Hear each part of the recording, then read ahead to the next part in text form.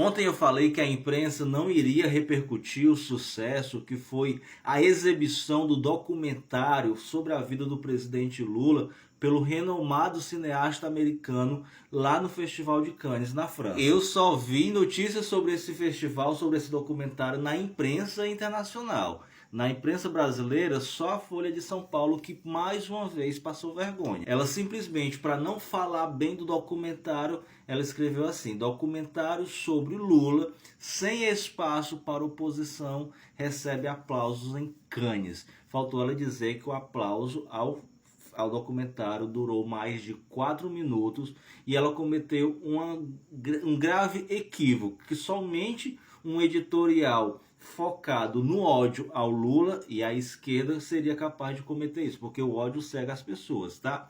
Documentário é diferente de reportagem.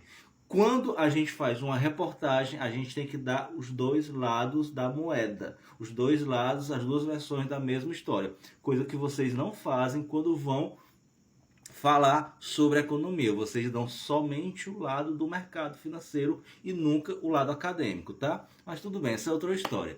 Já no documentário não, queridinho. No documentário não tem o viés jornalístico, não tem o viés de reportagem. É somente uma homenagem ao presidente Lula, muito mais que merecido. Por isso que eu continuo pedindo a você que compartilhe esse vídeo para que mais pessoas tenham acesso à informação de qualidade, tá? E por falar nisso, escreve também nos comentários se você viu em alguma TV aberta falando sobre isso. E por falar em informação de qualidade, vamos lá a mais um vexame passado pelo governador do Rio Grande do Sul.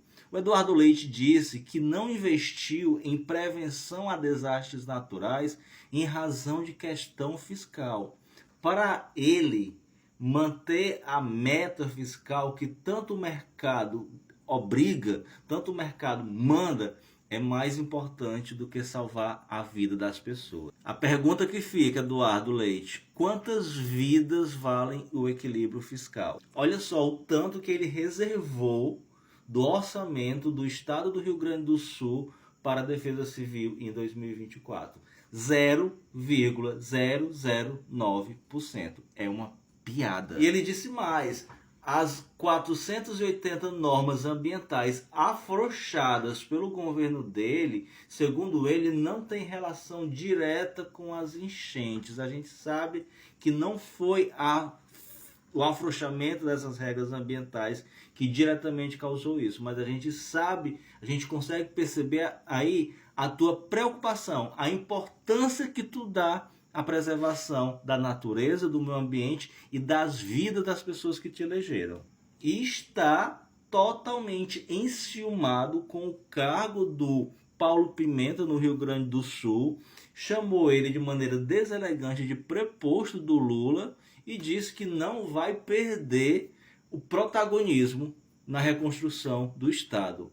O Eduardo Leite, mana, para que tá feio. Tira logo essa maquiagem de democrata e assume que tu é um bolsonarista enrustido. Não já passou várias vezes no tempo da tua vida sendo enrustido na tua sexualidade? Por que tu agora não se assume também ideologicamente falando? E por falar em mercado, o Campos Neto, depois de jantar com o Luciano Huck, com o governador Tarcísio, futuro candidato da imprensa e da elite brasileira à presidência da República, ele simplesmente falou em entrevista à imprensa que não devia satisfação ao Haddad, ao governo Lula, quando achasse melhor na cabeça dele alterar ou não a taxa Selic. E a Gleisi Hoffmann rebateu: de fato, você não deve satisfação ao governo. A única pessoa, instituição que você deve satisfação é ao mercado financeiro, porque é ele que manda em você. Voltando para a questão do Rio Grande do Sul, o presidente Lula fez hoje uma reunião com os seus ministros,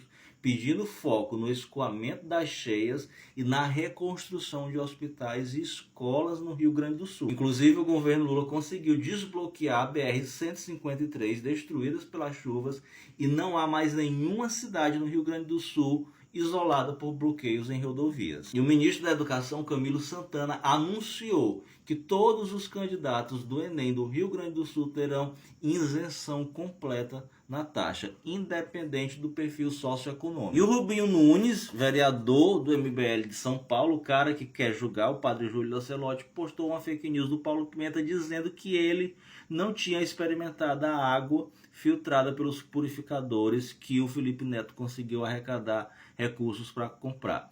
Obviamente que é fake news, ele simplesmente cortou o vídeo na hora que o Paulo Pimenta bebe da água filtrada. O governo Lula anunciou que a indústria da siderúrgica brasileira irá investir 100 bilhões nos próximos 5 anos para expandir toda a nossa siderurgia. O Ministério Público pediu arquivamento da ação que o Arthur Lira moveu contra o Felipe Neto por ele chamá-lo de excrementíssimo.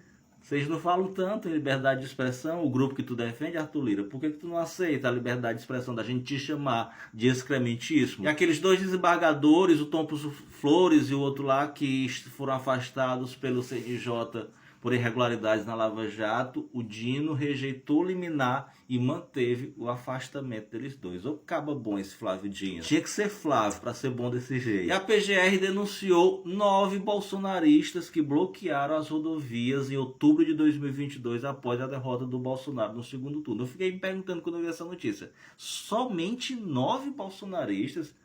Meu povo, pelo amor de Deus, a quantidade de rodovias que foram bloqueadas no Brasil todinho, só 9 pessoas denunciadas.